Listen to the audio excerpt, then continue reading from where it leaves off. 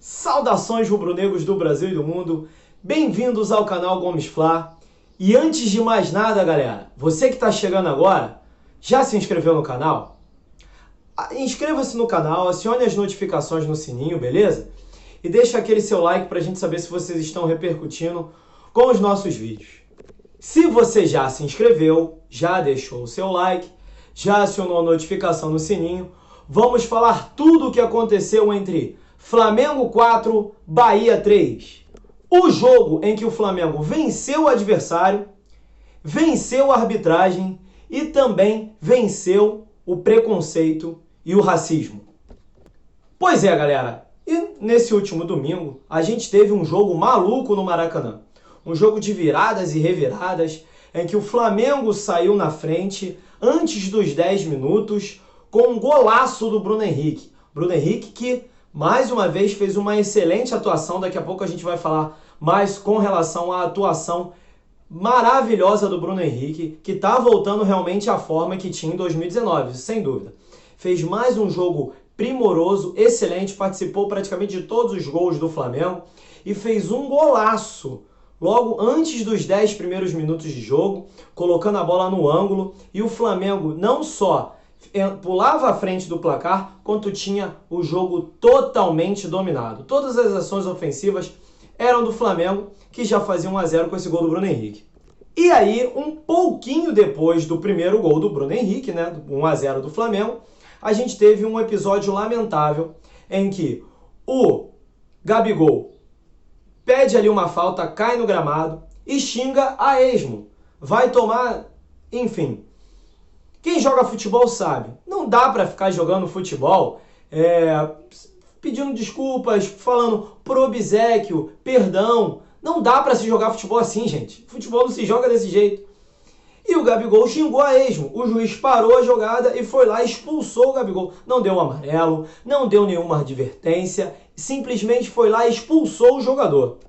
Diga-se de passagem, o árbitro da partida era paulista, pode ser que ele esteja, vamos dizer assim, querendo favorecer o São Paulo. Podem achar que eu estou falando isso como se fosse uma teoria da conspiração, não sei, mas no futebol a gente tem que desconfiar de tudo e de todos. Um árbitro paulista apitando o jogo do Flamengo, que está lutando pelo título, e aí, aos 10 minutos de jogo, o Flamengo ganhava o jogo de 1-0, era melhor na partida inteiramente, e aí a gente tem que remar, lutar contra a maré, já que com um jogador a menos, obviamente que o jogo vai ficar muito mais difícil e o Bahia vai sair cada vez mais. Mesmo com um jogador a menos, Gabigol reclamou pra caramba na hora da expulsão, que eu achei realmente extremamente rigorosa, até porque os jogadores vivem se xingando, xingam os árbitros e nada é feito. E nesse último jogo, realmente, o árbitro resolveu pegar o Gabriel para Cristo e fez essa expulsão aí, que na minha opinião foi uma expulsão bem arbitrária. Bem arbitrária, com certeza. Um excesso de zelo, um excesso de julgamento.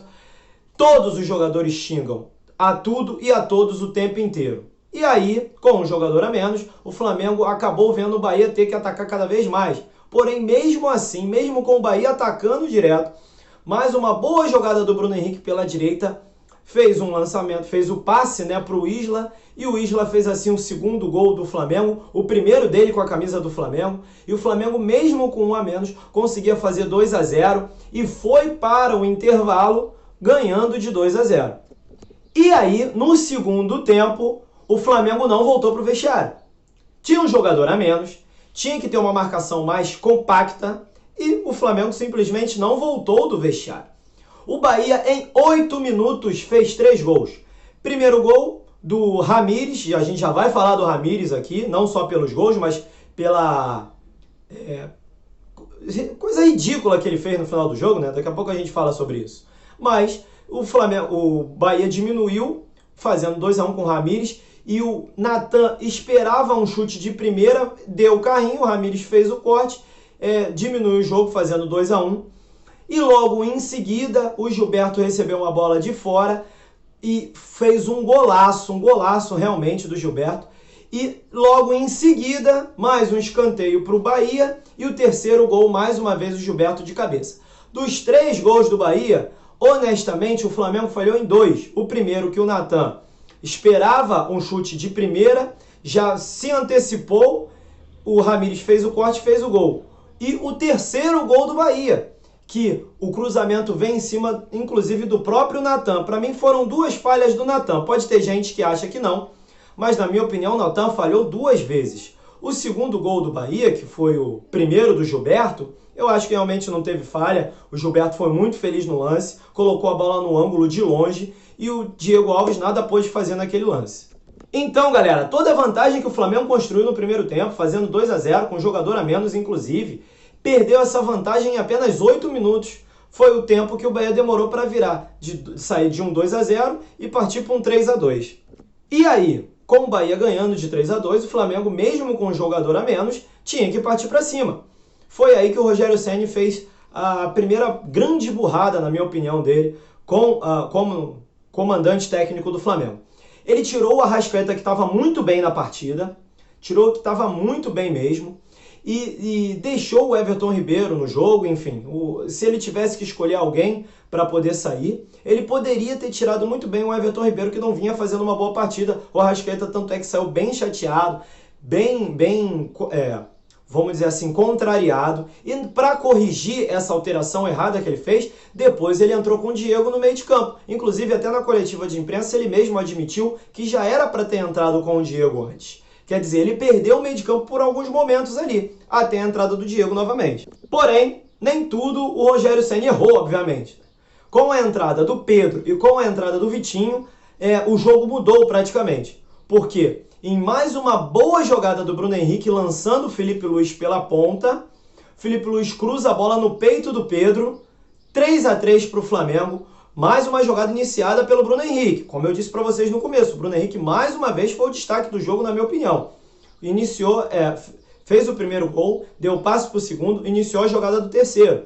E o Felipe Luiz, com maestria, colocou a bola no peito do Pedro, 3-3, e o Pedro já entrou muito bem, inclusive empatando o jogo para o Flamengo.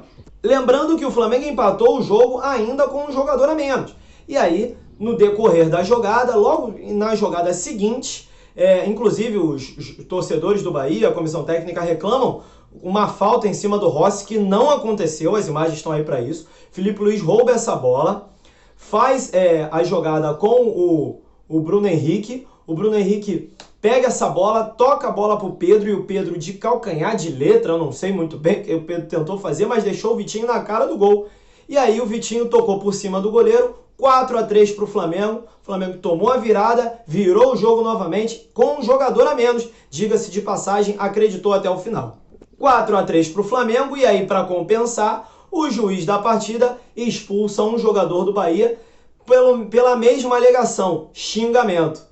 Quer dizer, eu tenho certeza que essa expulsão foi justamente para compensar a expulsão do Gabigol no começo do jogo. Nada explica, só para ele dizer, tá vendo? Como eu expulsei o Gabriel, eu também estou expulsando esse jogador também por xingamento. Banana, juiz completamente banana, que perdeu o jogo nos 10 minutos do primeiro tempo com a expulsão em cima do Gabigol, mas o Flamengo conseguiu uma virada histórica, épica, sensacional. A gente poderia falar só sobre essa virada histórica do Flamengo com um jogador a menos, mas a gente tem uma coisa muito mais importante, eu diria, para falar, porque além do jogo, como eu disse para vocês no começo, o Flamengo venceu o jogo, venceu a arbitragem e também venceu a luta contra o preconceito, contra o racismo. Por que isso? Ao decorrer do jogo, o Gerson, nosso camisa 8, deu a entender que estava acontecendo alguma coisa ali na partida. Ele ficou extremamente indignado, só que a gente não conseguia entender o porquê que o Gerson estava com tanta raiva. Aí, quando acabou o jogo, as imagens foram mostradas, áudios foram captados, e o próprio Gerson, na entrevista que ele deu, pós-jogo, explicou o porquê de tanta indignação. Gerson acusa o jogador colombiano Índio Ramírez de, num lance da partida, virar e falar para o Gerson: cala a boca, negro. Então quer dizer que o negro não tem voz. É isso que para o Ramírez um negro realmente não tem voz. O negro é inferior para o Ramírez. Um negro não pode falar, não pode ter voz, não pode manifestar uma indignação, uma chateação. O Ramires cometeu um ato horrível e patético de racismo na partida. E para completar, o treinador do Bahia, que deveria apurar os fatos e tentar descobrir realmente se foi isso mesmo que aconteceu e tal, conversar com o seu jogador, ele quer botar panos quentes. Diz que o Gerson estava fazendo palhaçada, disse que o Gerson, inclusive, não podia falar isso, inclusive falou para o Gerson, contra o Daniel Alves, você não agiu assim, né? Porque o Daniel Alves acabou com você, quer dizer, querendo botar panos quentes, dizendo que o Gerson estava fazendo palhaçada. E esse mesmo treinador, o Mano Menezes, foi demitido na noite de ontem pelo Bahia. Aí quer dizer, o Gerson, que sofreu um ato terrível e covarde de racismo, ainda tem que ver o treinador da equipe adversária faltando com respeito a ele. Tanto que, em uma das imagens, o Gerson pede respeito. Me respeita. Ele levanta o dedo em riste e pede para o Mano Menezes, me respeita. E ele tem que ser respeitado sim, Mano Menezes. Você não poderia ter feito isso. Você deveria ter ouvido e ter dado voz a um ato de preconceito, a um ato de racismo. Você deveria ter dado voz. Em algumas declarações, o Mano disse que isso precisa ser apurado e que o garoto Ramires chegou agora, eu conheço o garoto, ele não faria isso. Mas fez, mano. Ele fez. Até porque, por que o Gerson iria mentir com relação a um lance desse? O próprio Gerson disse na entrevista pós-jogo que já joga como profissional há muito tempo, tem vários jogos como profissional, isso nunca tinha acontecido com ele e ele resolveu falar porque aconteceu. Então, a gente tem que dar voz, porque esse tipo de situação foi ridícula, patética, não é realmente para a gente acontecer, não é para realmente acontecer isso. Em pleno 2020, quase 2021, a gente ainda falar de racismo, de preconceito, isso tem que parar. Isso não pode continuar. Então, galera, é isso. Para a gente poder encerrar, nós tínhamos um jogo em que o Flamengo virou para 4-3, com um jogador a menos.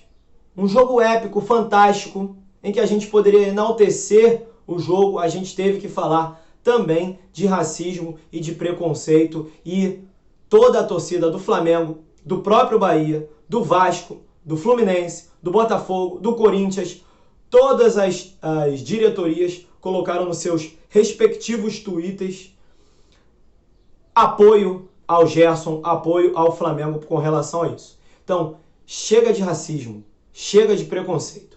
O Flamengo venceu o jogo, venceu a arbitragem e venceu a luta contra o racismo e contra o preconceito. É isso aí, galera. Tô partindo fora, tô saindo fora. Até a próxima, se Deus quiser, pra gente estar aqui sempre falando de Mengão pra vocês, beleza? Saudações rubro-negros do Brasil e do mundo. Não se esqueça de deixar o seu like, se inscrever no canal e acionar as notificações no sininho. Valeu? Saudações. Valeu!